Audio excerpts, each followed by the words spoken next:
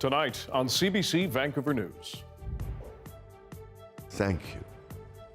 Thank you for your love and devotion to our family and to the family of nations.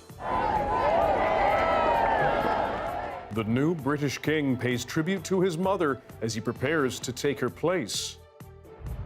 My people are very sad. She went right by practically my house in 1951. While people in BC share their memories of the Queen. We went from being allies on the battlefield to being wards of the Crown within 50 years. And the complicated, often painful legacies of the monarchy. More charges are laid against a fake nurse who worked at a BC hospital. She's now accused of assault. This is CBC Vancouver News.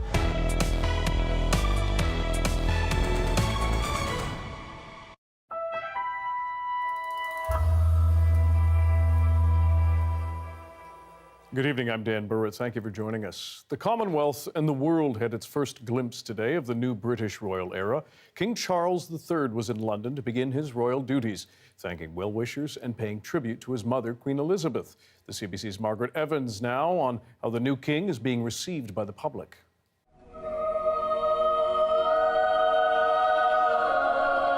The man who would be king finally is.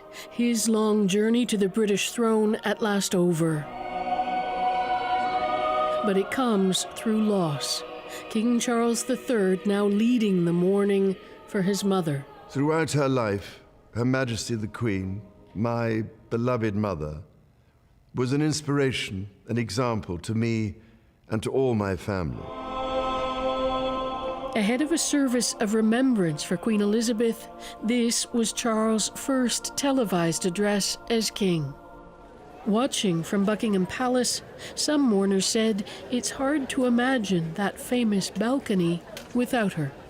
Even the words King Charles is not really making a great deal of sense to us at the moment, really, because we've had the Queen for so long. Quite daunting for me, because she's so familiar. But I guess it's also exciting because it's the symbol of change and a new beginning. Your Majesty. A new beginning with a new Prime Minister, Liz Truss, who will meet with the King once a week according to tradition. The moment I've been dreading, as I know a lot of people have. Critics have accused Charles of being too outspoken with his views in the past. Analysts say that will change with his new role. And we'll certainly see a difference of style, but we will also see continuity of those fundamental principles around the need for the monarch to be a national figure that unites people. Earlier, when the king arrived at Buckingham Palace, he stopped outside its gates to meet those gathered, warmed by the sun, and those wishing him well. He looked sad. Yeah. He did look sad. You know, he's just lost his mum, so, you know, it was an emotional thing. Charles, too, has been a constant in this nation, its longest ever serving heir apparent. And in his address, he paid tribute to his own heir, William. Today, I am proud to create him Prince of Wales, Tywysog Cymru, the country whose title I've been so greatly privileged to bear. I, Charles, Prince of Wales. It was a title given to Charles by his mother when he was 21. His presence at her side, ever more steadfast over the decades of her reign.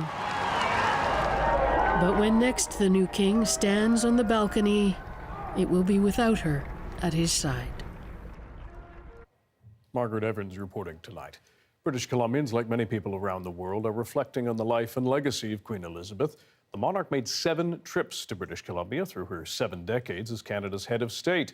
Benit Brach has more on the tributes and memories from people across this province. For Michelle DeSico, paying her respects to the Queen means a trip to this church in Vancouver. Queen Elizabeth paid a visit 71 years ago. Being here, knowing that the Queen has actually walked in the front entrance of this church, makes me feel closer to her and makes me feel proud that I am British.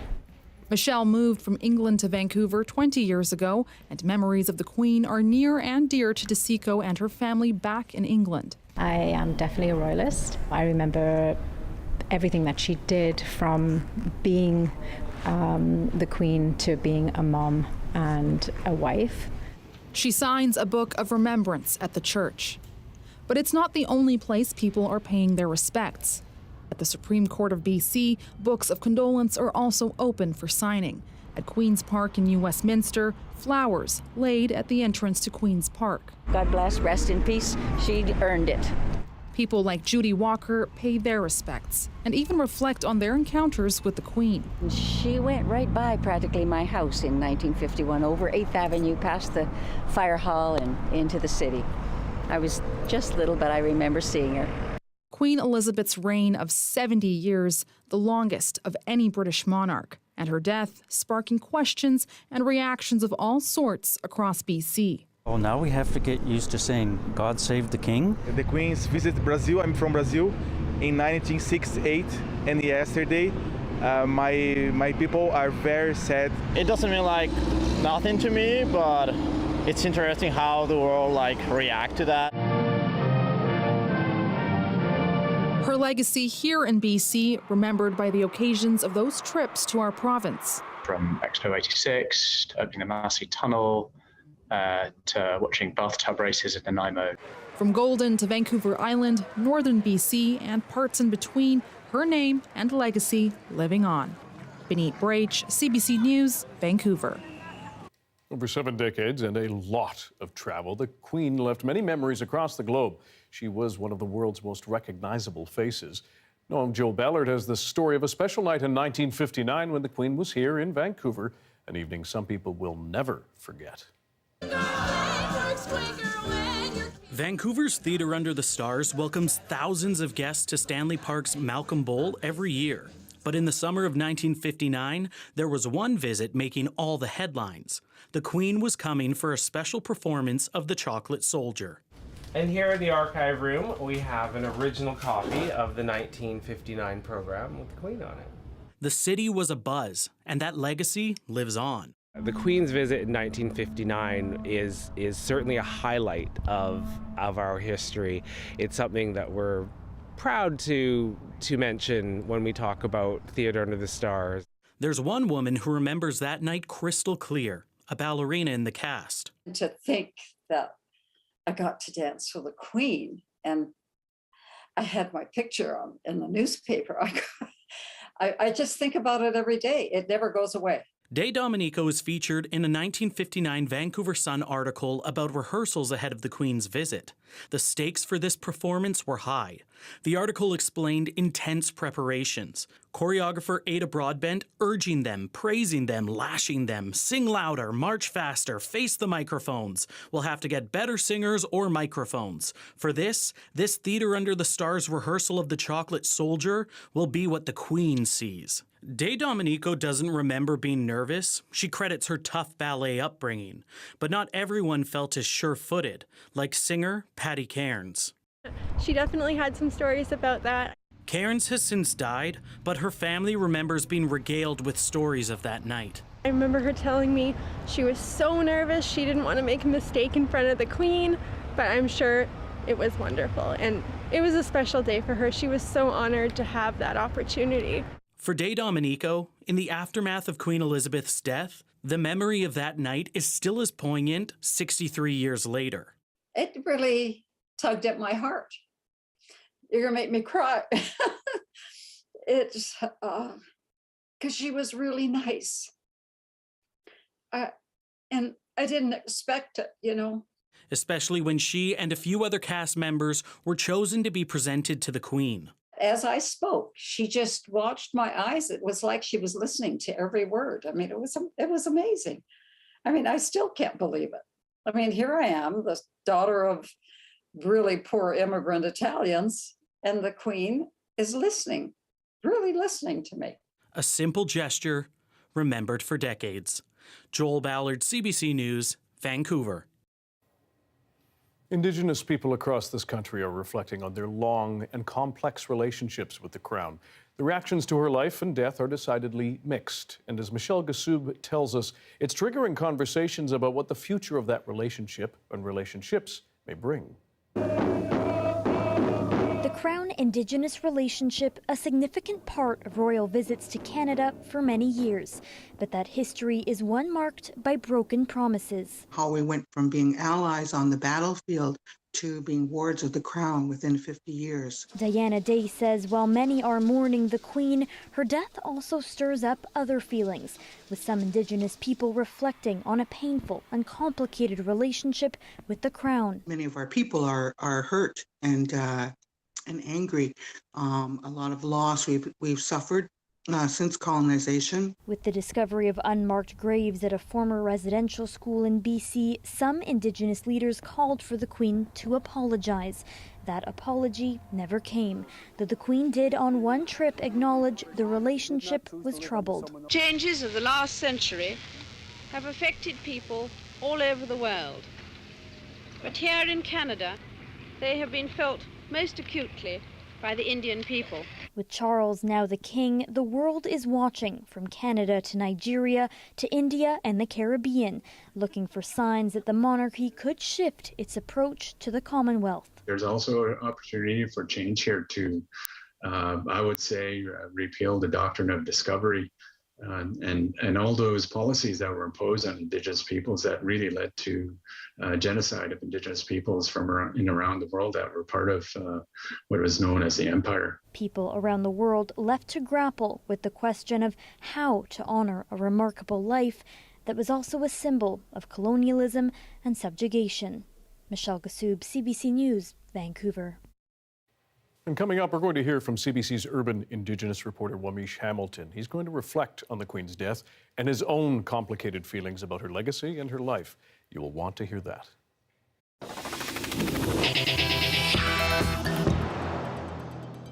To other news now, and some startling news in a case that has baffled and enraged people across BC's healthcare system. More charges have now been laid against a woman who posed as a nurse at a provincial hospital.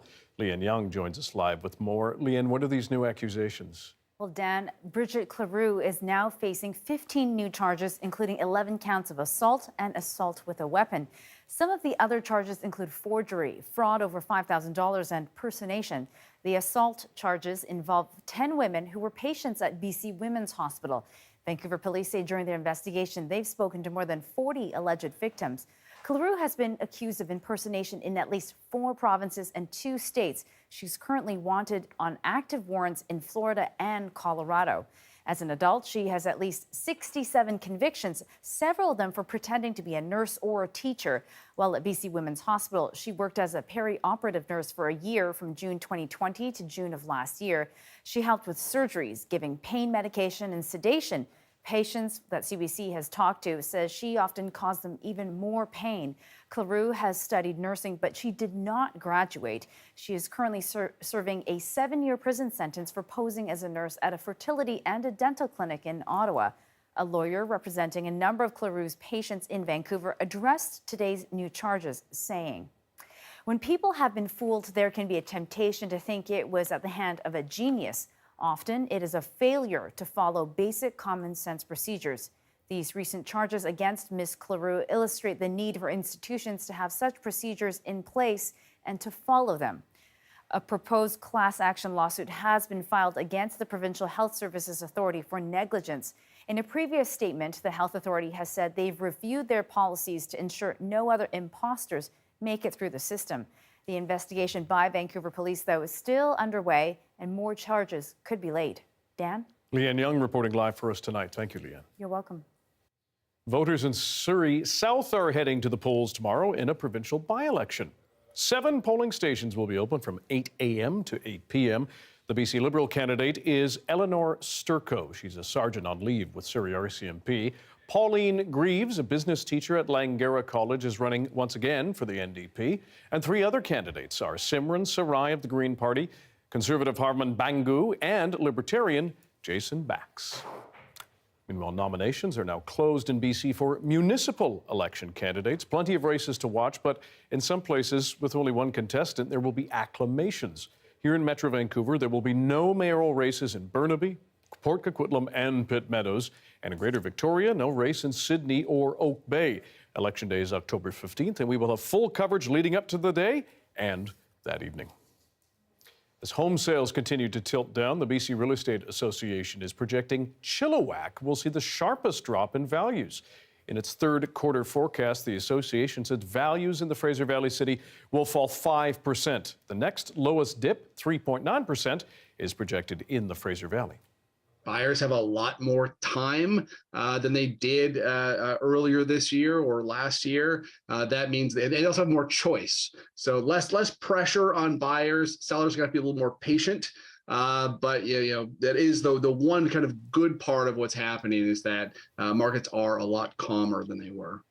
The association says the dramatic shift in the cost of borrowing means activity across the province will be below normal through the end of the year. Fire crews were busy with 2 blazes on the downtown east side today, one of which displaced dozens of people. The first broke out at an SRO building near Kiefer and Main. Fire officials say it began as a grease fire in an apartment around noon. No one was hurt, thankfully, but the fire did spread to the roof, and 39 people are now out of their homes.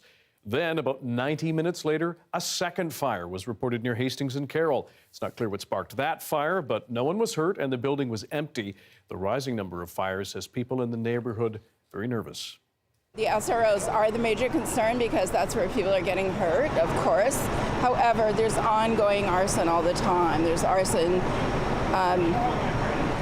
multiple times daily, like in the alleyways, things lit on fire. And it's extremely concerning. I live in a co-op down here, and it was extremely close. I thought my windows were going to blow in with the explosion. Officials say there's no connection between the 2 blazes. Fires have been a major concern on the downtown east side in recent months. A blaze at a small storefront church during the summer is now being investigated as arson. A wildfire of note southwest of Hope is continuing to grow. This is the Flood Falls Trail wildfire, now estimated to have grown to more than 50 hectares. Now, the Fraser Valley Regional District has issued an evacuation alert for several properties nearby. No word yet on exactly how many. The BC Wildfire Service suspects this blaze is human-caused. South of the border, a wildfire sparked by lightning in northern Washington state is now straddling the Canada-U.S. border by Manning Park. 180 nearby properties are on evacuation alert. And as a result, Environment Canada has issued air quality warnings for the Fraser Valley and a large section of southeastern BC. And that haze is expected across Metro Vancouver. Meteorologist Johanna Wagstaffe joins us now with the forecast. Joe, any rain to damp down the fire risk and the fact noting this is mid-September now? Yeah, Dan, we could really use some widespread rain, a bit of a fall weather pattern to move in. I just don't see it in the long-range forecast. And this is what BC Wildfire Services said back in August. Expect an extended wildfire season through September, a trend that we are seeing more and more with climate change and the shifting in our seasons. But we do have one thing on our side, and that's, see if I got it right behind me, the sun angle. We are losing about 3 minutes of daylight every day. Those diurnal effects really kicking in. Temperatures overnight tonight in the interior getting down to the single digits as we lose that daylight and as the sun angle switches. That is the only thing we have on our side for the next couple of weeks. I want to show you the fire danger rating. Still very high to extreme for the northeast and the south. Those are the areas where we have our wildfires of note. And it was really that midweek cold front, those strong winds that really helped fan existing fires and spread those new human-started fires and the fires south of the border, as you mentioned. This is a look at firesmoke.ca. Dan, you mentioned a chance of that smoke in Metro Vancouver. Really watching for it to move in tonight. In fact, as I look out towards the horizon, I can start to see that haze. And I think there's a good chance we'll see it through our Saturday. This is a snapshot of tomorrow morning.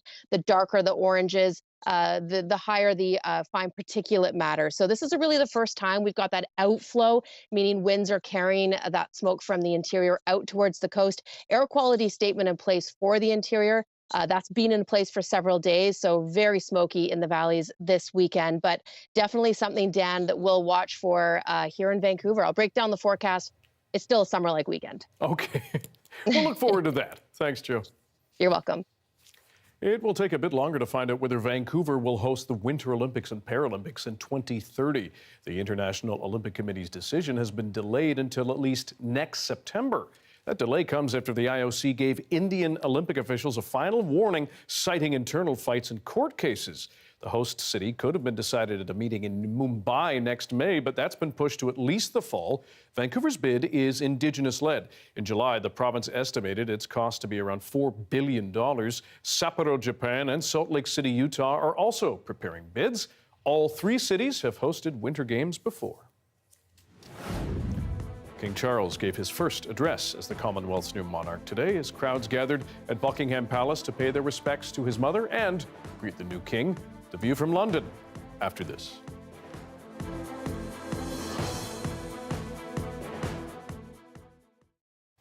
And thank you for watching. On our commercial-free live stream tonight, Charles Windsor, now King of Britain, made 6 trips to BC as prince. But one royal visit that caused a special frenzy was when Charles and his then-wife Diana were in town for Expo 86. It became especially hectic when the princess fainted. Here's a look back at those festivities as reported by Alison Smith. It was the last official duty of the afternoon. The Prince and Princess of Wales were at Expo 86, visiting California, the final stop on today's Expo tour. Once inside, the princess fainted. In these slow-motion pictures, you can see her being helped to walk to a rest area. Outside, it was clear something had gone wrong. Security people were everywhere. An ambulance arrived, but it was never needed. The princess felt very warm and fatigued after she came out of the United States pavilion, going into the California pavilion. She crumpled and was helped and assisted into the resting room. And to answer one question before it was even asked, the princess is not pregnant. The princess rested and seemed to recover quickly. She left the pavilion, waving to the crowd. It had been a hectic day for the royal couple. It began early, the same way many people start their day, with a ride on a commuter train, Vancouver's SkyTrain. The couple went to Burnaby to open a children's park and meet some of the children who would play in it. For one little boy, it just wasn't good enough to give flowers to the prince. So Diana came back to get them, and the little boy knew exactly why he'd waited for the princess. Because she's prettier.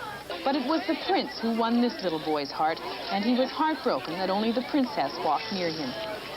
This afternoon, the royal couple made the most of the theme of Expo 86, transportation. They climbed inside a spaceship at the Soviet pavilion, boarded a boat to the British pavilion, where they visited an English pub, and traveled by car to visit the U.S. pavilion. In 2 hours this afternoon, they toured 5 pavilions, shook countless hands, and for the most part, looked interested in what they saw. The royal visit here ends tomorrow. So far, the princess's brief fainting spell hasn't changed any plans. It's expected both the prince and the Princess of Wales will be able to complete all of this royal tour. Alison Smith, CBC News, Vancouver.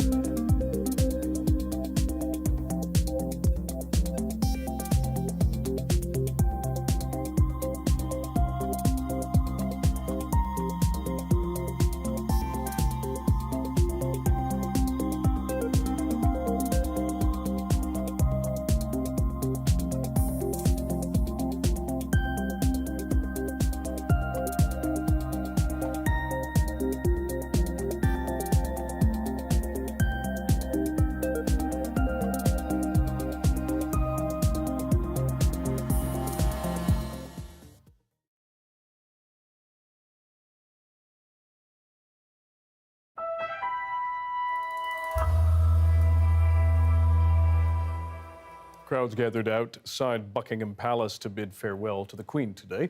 People still mourning her death, but also those eager to greet the new king. The CBC's Thomas Dagla brings us more from the scene. Part pilgrimage, part prelude to a monarch's funeral, the steady stream of well-wishers kept coming and coming. She's such a great lady and it's not really hit yet. Though the Queen hardly visited Buckingham Palace in her final year, it remains the towering symbol of the sovereign, attracting so many mourners It can be a tight squeeze for those just here to leave flowers and a note. She was just the whole nation's grandma anyway. I just think she's just genuinely lovely. What else is a country to do after losing a monarch and matriarch? So I say from the bottom of my heart, goodbye, Mum, your loving son, Dharma. It's been like this all day, with big crowds pushing up against the gate, trying to get a picture, trying to get a glimpse, trying to feel like they were part of this moment. Scenes reminiscent of the deep grief after the death of Diana, the former Princess of Wales. For days, crowds at the palace asked, "Where's the Queen?" Now they wonder what's life like without her.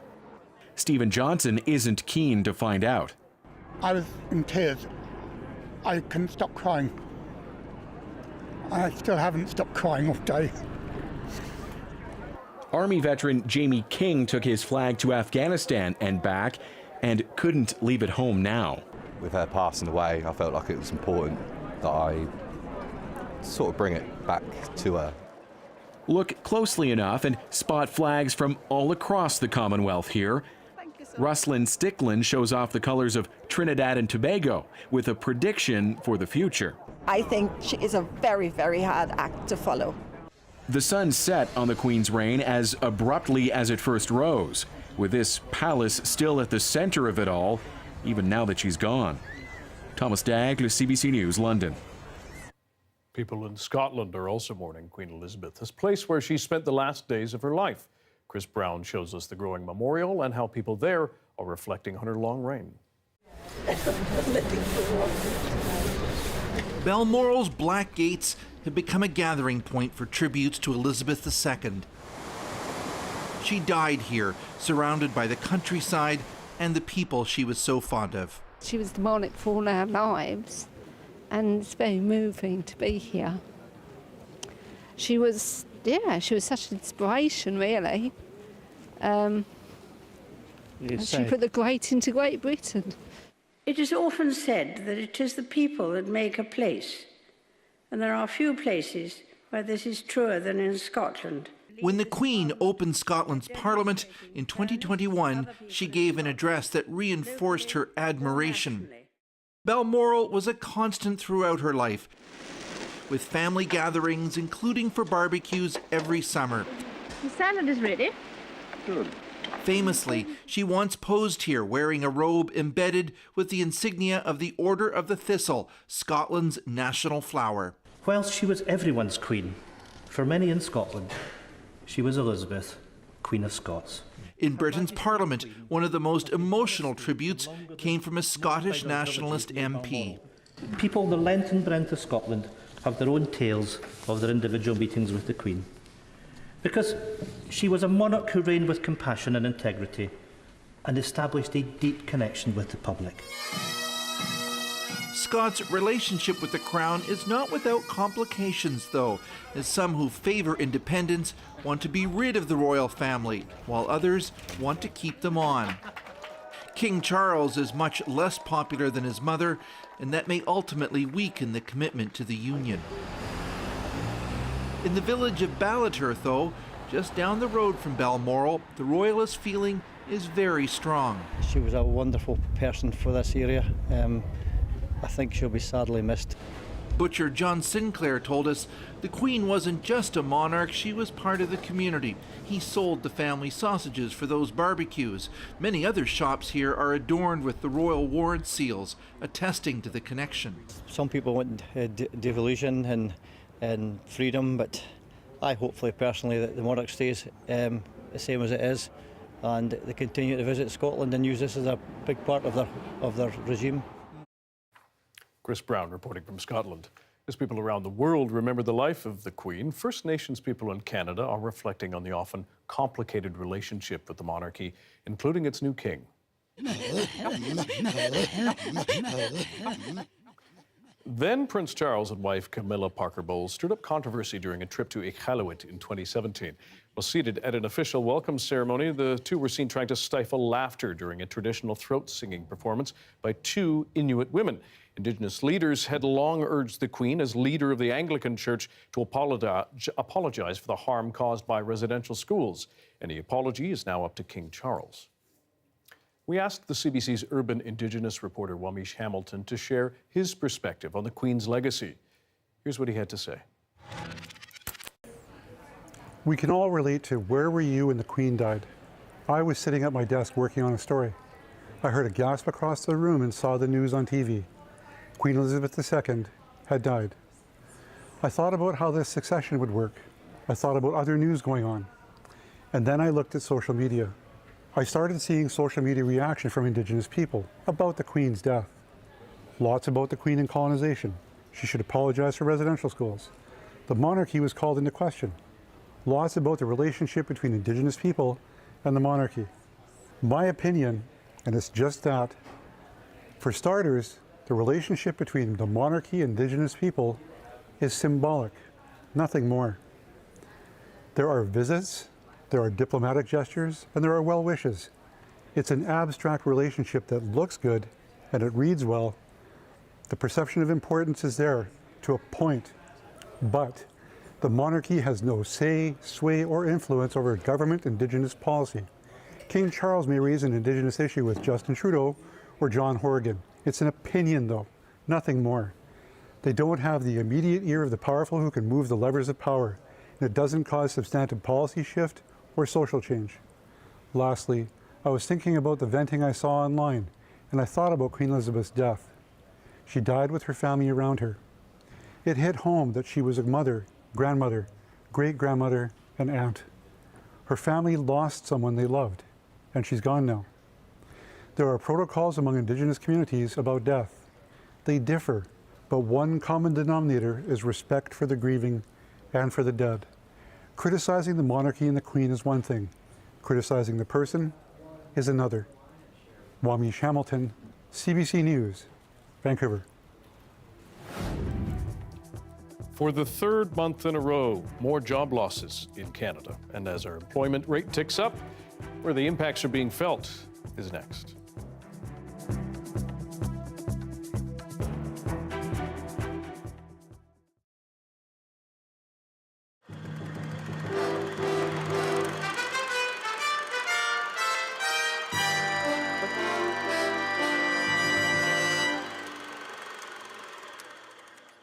As the royal jet came in, the stage seemed set for just another of those slightly stuffy royal arrivals. Dignitaries handshaking, the military royal saluting.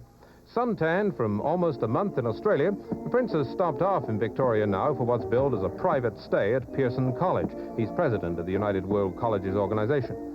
Nothing on the entire Canadian itinerary, it seemed, could hope to match his exotic exploits in Singapore, where he dined on curried snake, or in Australia, where he camped in the outback, went deep-sea fishing, and was even kissed by a bikini girl at Bondi. But then the Prince apparently decided on a slight deviation from his official Canadian welcome. Protocol was out the window as he moved down the line of spectators, shaking hands, chatting and joking, even at one point accepting the gift of a piece of pottery. It was exactly what 22-year-old Kate Broke, a British au pair girl working in Vancouver, had hoped for. At the urging of her boyfriend, a London press photographer, she stole a royal kiss.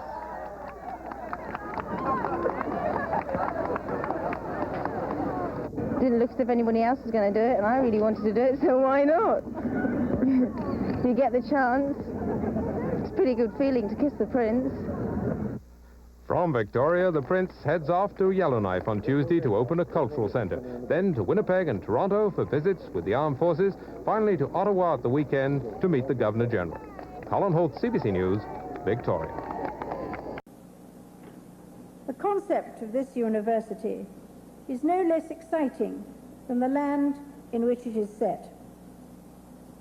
To create a new university with operations stretching throughout northern British Columbia requires vision and courage. I extend my heartfelt congratulations to all those involved.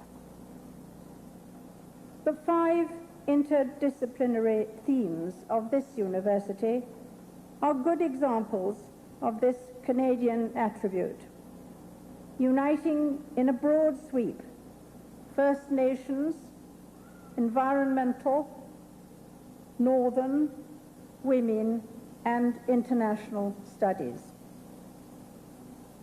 Your buildings, too, reflect the same blend, modern and traditional, and I hope that the interiors lend themselves to learning as well as the exteriors lend dignity to your campus. Yours may be a young university, and it is, of course, a university of the North. But I am confident that before long, students from all over the province, the rest of Canada, and from overseas will be following in your footsteps. I take pride in opening the university, and I wish you all, in whatever capacity you serve the cause of learning, a bright and successful future.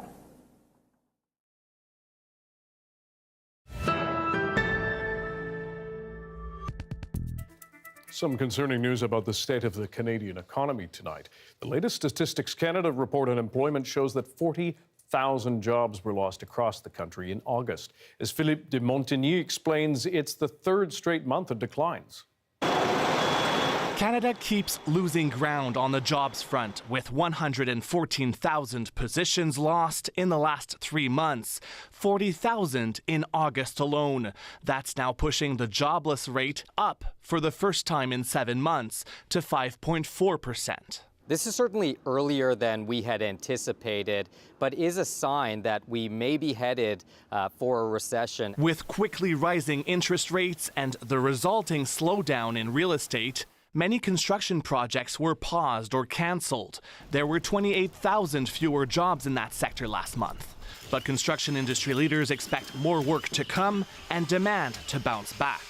We have to maintain our workforce and replace the baby boomer cohort that is really retiring now in big numbers. Some experts say there's a real mismatch of jobs available and workers' skill sets. It's difficult, right? Because there are people who are out of jobs right now, but construction workers can't magically go work in data analytics or tech or in healthcare. While some areas show gains like professional services, in the public sector, employment was also down by about 28,000 jobs in August. In Ontario, unions largely blamed the government capping yearly wage increases at 1%, way below inflation.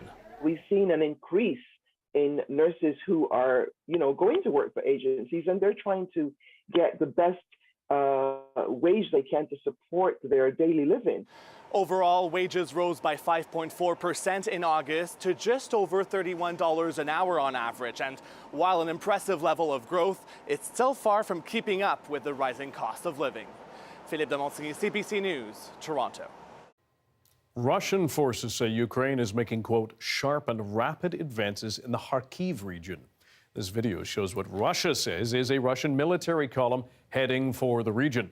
A Russian-backed administrator says the enemy is being delayed as much as possible, but notes Ukrainian forces have recaptured several settlements. Meanwhile, Russian missiles have wounded 14 people in Kharkiv. A kindergarten was among the targets. James Smith Cree Nation continues to grieve tonight. 9 members were killed early Sunday morning. The 2 suspects, now dead, were also members of that community. As the CBC's Sam Sampson tells us, the community is repeating calls for First Nations police services. I come by this way every morning, like when I'm on day shift. Constable Kelsey Starblanket Jr. grew up around here on Treaty 4 territory. Now he works for Saskatchewan's only First Nations police service. If they get First Nations people employed and then put them out in the community so they police communities around where they're from. Because it's that connection, right? Yeah, it's that connection in that building of rapport. Officers cover everything from drug education in schools to violent calls. The service looks after 5 First Nations on Treaty 4 territory, but calls are growing from other First Nations in the province, including here in James Smith Cree Nation, now grieving loved ones killed in a stabbing rampage days ago. The reason why that we are pushing tribal policing is things like this shouldn't happen to any community. Our young ones deserve a better life than we had. Our young ones will live a better life than we had, a healthier life than we had. Leadership has been asking for a First Nations police service since 2007. Federal money for a study was set aside in last year's budget, but it hasn't come. The police chief says the service has made a difference over 22 years, but they could do with more funding. Meth is a huge issue, and those are social issues. You know, you're not going to arrest your way out of those problems, but working with the community, we can build a capacity to deal with those issues and those problems. Mike 459. It means a lot to this constable to police his own community. I'm very proud. It was a lot of hard work and a lot of support from my inner circle. Support he hopes to return by keeping people safe. Sam Sampson, CBC News, Okanese Cree Nation, Saskatchewan. Resisting the calls to return. Why employees can sometimes hold the upper hand as they're called back to the office. You'll want to see this. And at 6:40, almost 1, a live look at the Amphitrite Point Lighthouse in Ucluelet. Another sunny day across the south coast, but we are looking at some wildfire haze moving in. Meteorologist Johanna Wagstaffe will have your BC-wide weather forecast right after this.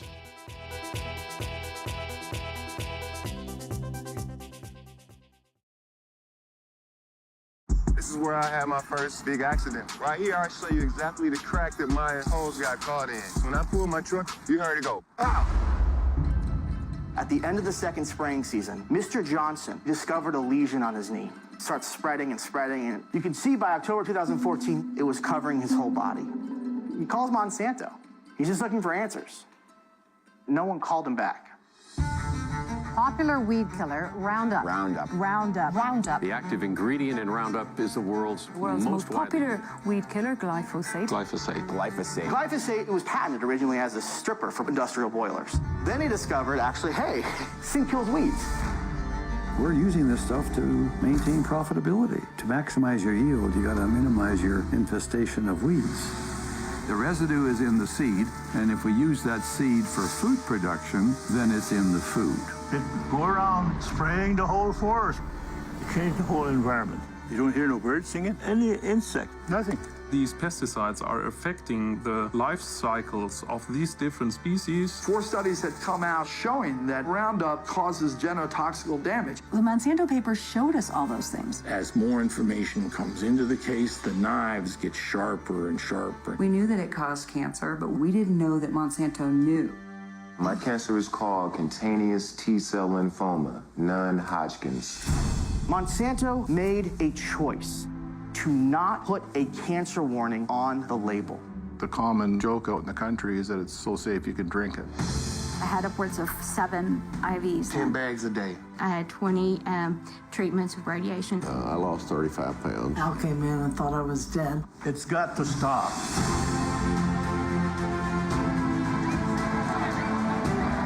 I think we've got to look at these things from a bigger picture. You are what you eat. You are what you breathe. You are what you're around, your environment. This is about food. This is about health. This is about the soil. This is about environment. This is not an Lee Johnson story.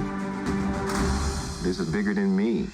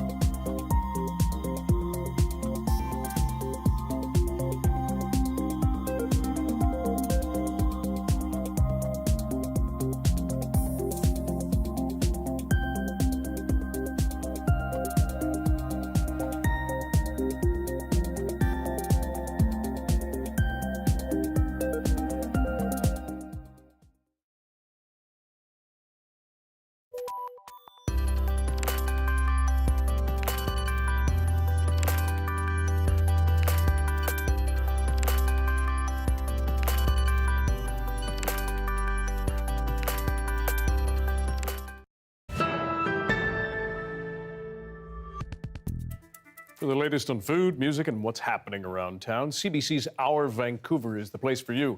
This week, you can watch it on Saturday morning at 9 a.m., Sunday at noon, and Monday at 11 right here on CBC Television. Now, to mark the opening of a new Thai noodle shop downtown, Angus Ann, chef and owner of Off Fat Mao, shows our host Gloria Makarenko what goes into their signature dish, chicken curry cow soy. Take a look. This is one of the most delicious noodle soups, and it's... You need, I don't know, do you eat this with chopsticks, with a fork and knife, or what do you do? I mean, you've got to get the chicken all off the the above. bone. And I'm not done yet because we have all the garnishes, and this is crispy egg noodles as well. So sprouts, let's just do it. You've got bean sprouts, some green onions, some cilantro, and crispy noodles. So when you eat it, you break it in, so you contrast with both fresh. How do you make the crispy noodles? You put them in the oven for a bit? They're fried. Fried noodles. And then this is pickled mustard greens. Oh my goodness. And that's the delicious cow soy. I'm hungry now. That's Our Vancouver. Catch it this Saturday morning at 9 and Sunday afternoon at noon, right here on CBC Television. A Vancouver Island couple had quite the scare when they were boating over the weekend, courtesy of a blubbery buccaneer who tried to come aboard without permission.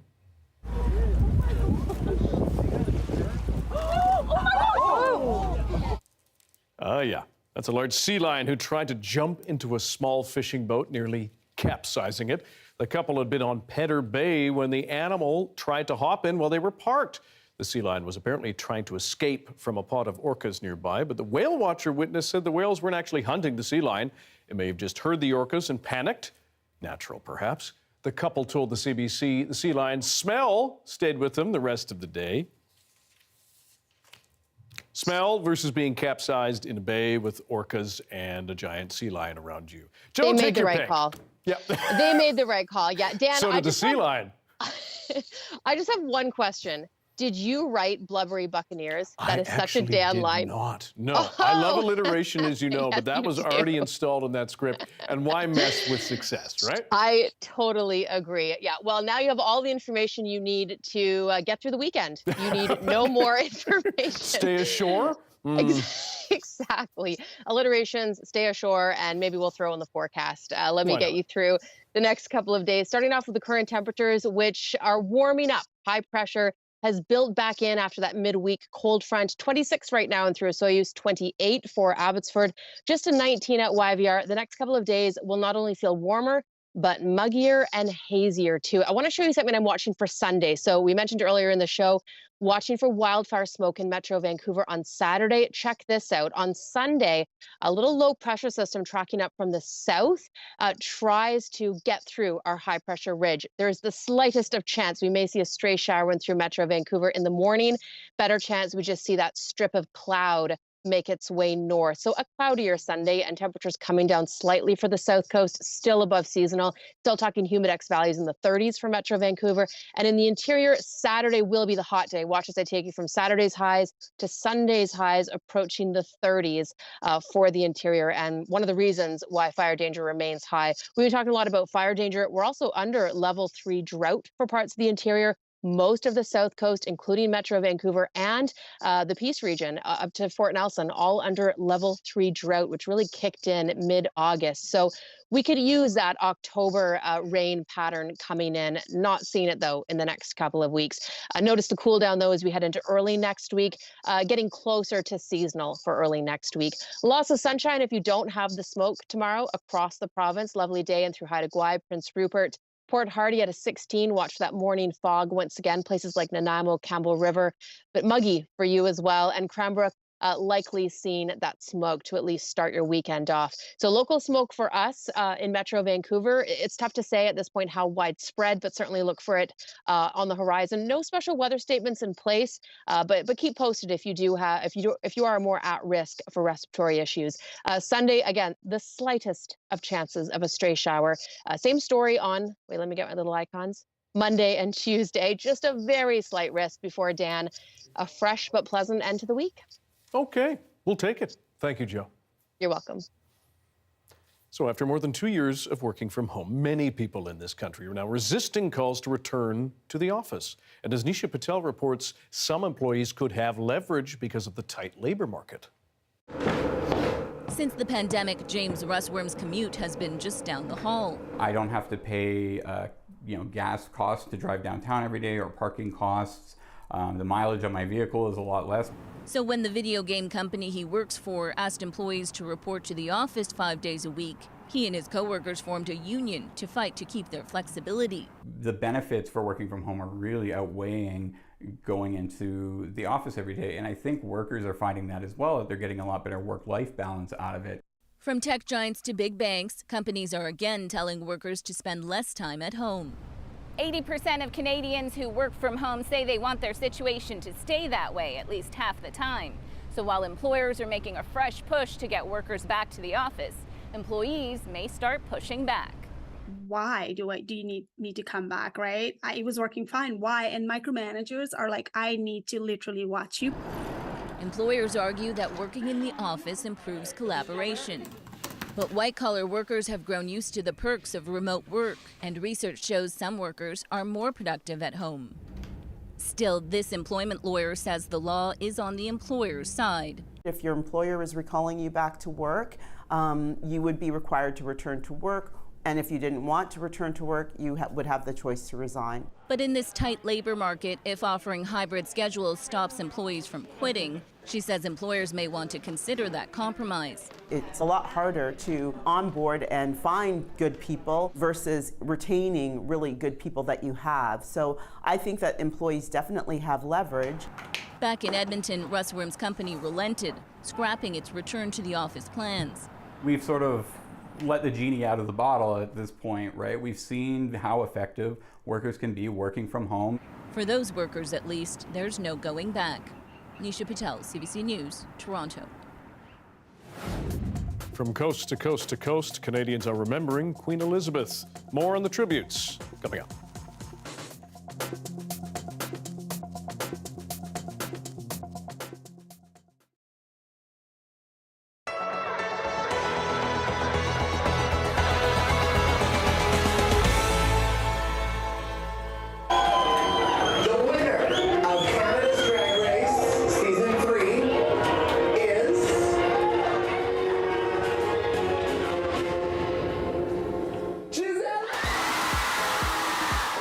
So I was in the club, and we never know until the end. I knew it was a top 2, but oh my God, it was amazing.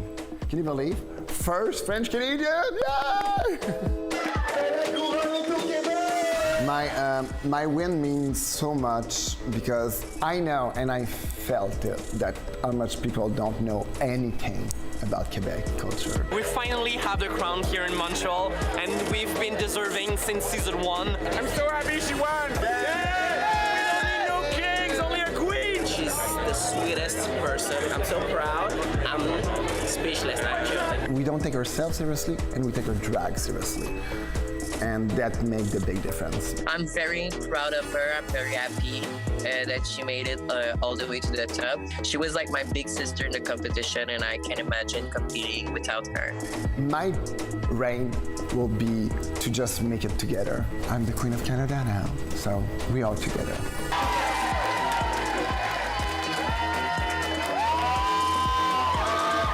Giselle Lullaby gonna go around the world.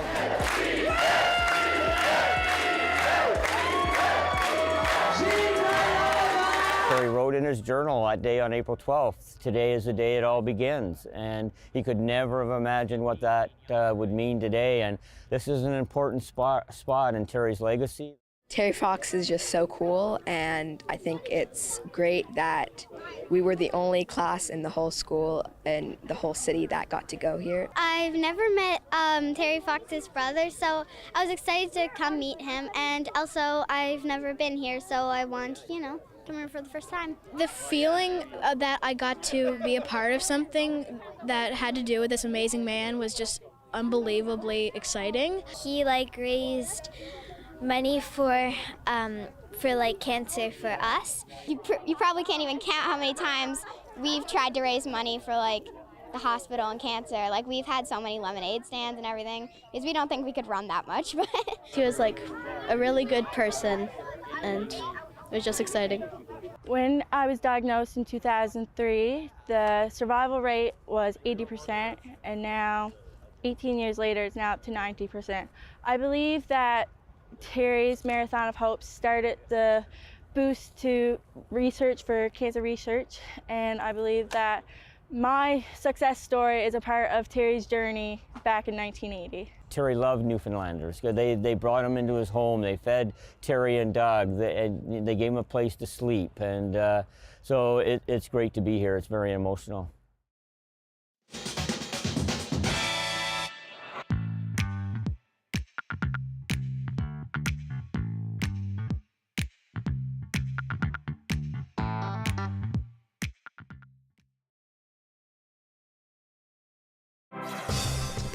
Hi, I'm Amy Bell, and here's what's in your CBC Vancouver inbox. September is Literacy Month. Have fun and support the cause by joining CBC Vancouver's Dan Burritt at Dakota's Team Trivia Challenge on September 21st. Register at dakota.ca. And join CBC Vancouver's Angela Starrett at the annual Ravens Feast, a fundraising gala and art auction on September 29th in support of the Bill Reid Gallery. Get tickets at billreidgallery.ca.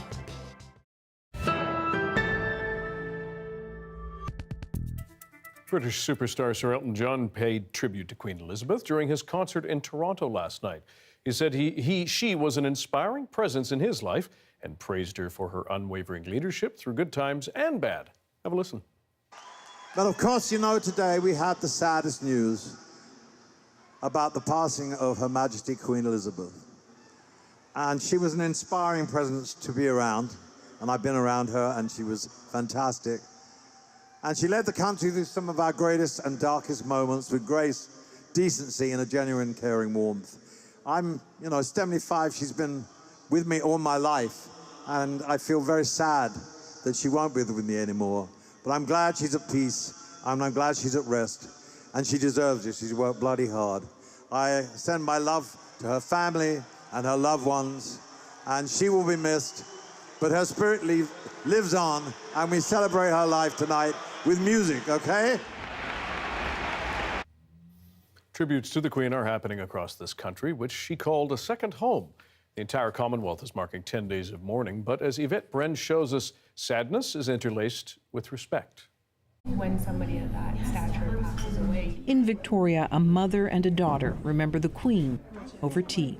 She was a role model, I think, for countries, even though she wasn't a political figure. For many Canadians, she felt like family. It was sad. She touched a lot of people, and just looking at her, you just think she could be your grandma. To a queen who visited BC 7 times, her first when she was a princess. In Ottawa, hundreds lined up at Rideau Hall to sign a book of condolence. She was important to me as a female leader, as someone who was deeply committed to social causes, as somebody who never lost her cool and always knew what to say and when to say it. In Regina, admirers still remember her visit 20 years ago. I love when they have excerpts about her life and just, what a fun lady she was. It passed the plane. Deborah Chesky just arrived in Victoria. As soon as the plane landed, the person next to me said that the Queen had died. She says it's dawning on her how much change the Queen's death will bring. When it comes down to basic things, even just like the money or street names or buildings or the courts, she's still very much a predominant figure here in Canada. So now to have everything switch over to King is going to be quite a job. Most Canadians can't recall a time when the Queen was not on the currency. Her face is also on stamps, passports, and her name graces ships. But for now, a quiet moment to remember. It's a nice feeling to know that we're doing something that she would do. Like having a cup of tea. Yvette Bren, CBC News, Victoria. Thank you for being with us tonight and throughout this extraordinary week here on CBC Vancouver News at 6. You can watch this program on CBC Gym, our free app. It's also available on YouTube and on our website, cbc.ca/BC. Leanne Young will have your late local news at 11 o'clock, right after the National. Good night.